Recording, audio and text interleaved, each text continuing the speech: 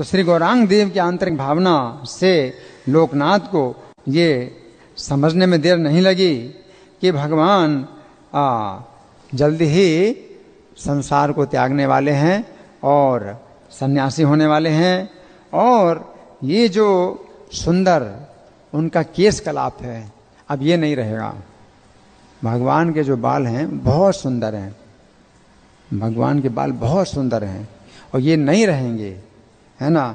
तो इस कल्पना से, इन कल्पना से, इतनी कल्पना से ही इनकी आंखों से लगातार आंसू बहने लगे, लगातार आंसू बहने लगे कि ये मुंडन कराएंगे अपने सिर का।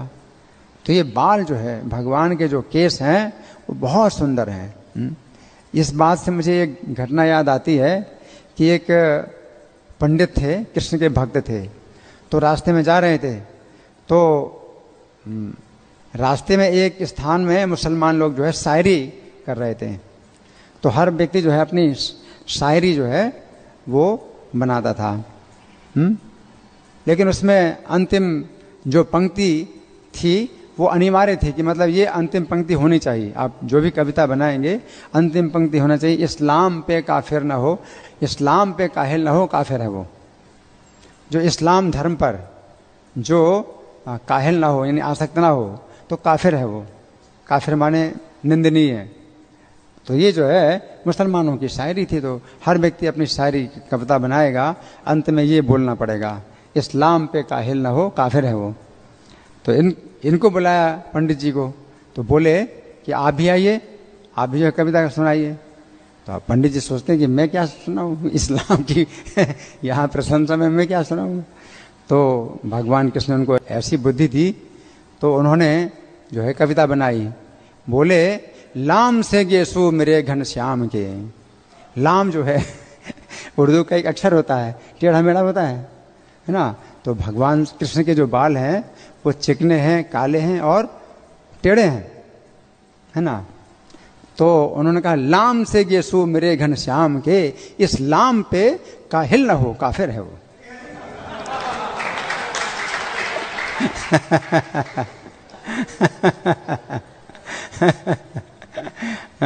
कि प्रति उत्पन्न मति उसको बोलते हैं, प्रति उत्पन्न मति। भगवान ऐसी बुद्धि देते हैं, ददामि बुद्धि योगम तम येन माम अपयांदिते।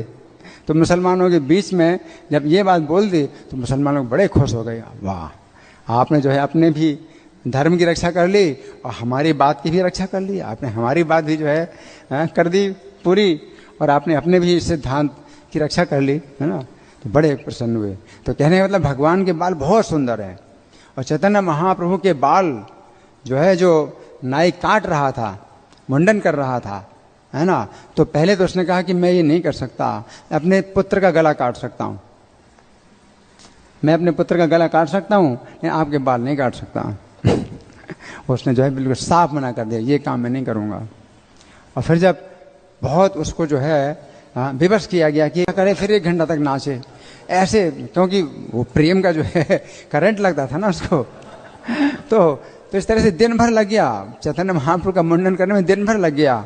और उसके बाद फिर जो है उसने अपना उस्तरा, अपना जितना सामान होता ना, पेटी उसकी का संदूक, उसी कुंड में डाल दी जिंदगी भर के लिए। अब किसी के मुंडन नहीं करूँगा मैं। तो भगवान का मुंडन जो है मतलब करना एक बहुत बड़ी घटना है, बहुत बड़ी घटना है। और भक्तों के लिए बड़ा, मृत्यु से ज़्यादा कष्ट भक्तों के लिए।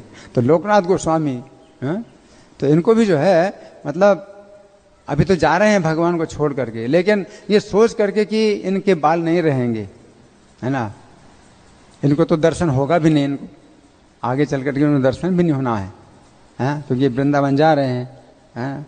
भगवान चैतन्य जब वृंदावन आएंगे तो ये उस समय वहाँ पर होंगे दक्षिण भारत में, भगवान का दर्शन करने के लिए जाएंगे दक्षिण भारत में। तब तक भगवान वृंदावन आ जाएंगे। तो फिर जब ये वृंदावन आएंगे तो भगवान प्रयाग चले जाएंगे। तो भगवान फिर इनको दर्शन देंगे ही नहीं। और क्यों नहीं दर्शन देंगे? कि इनको बहुत कष्ट होगा। किस बात में? कि भगवान के बाल नहीं है, तो भगवान ने दर्शन ही नहीं दिया। फिर स्वप्न में आदेश दिया कि नहीं, तुम वृंदावन में ही रहो, मैं तुम्हें दर्शन नहीं दे रहा हूँ, तुम्हें बहुत कष्ट होगा। तो भगवान जी जो है तो ये भगवान के इस जो है मुंडन संस्कार होगा, संन्यास होगा तो मुंडन संस्कार होगा। तो इस बात से ही, इस बात को सोचते ही नेत्रों से लगातार अश्रु की धाराएं प्रवाहित। कृष्ण कृष्ण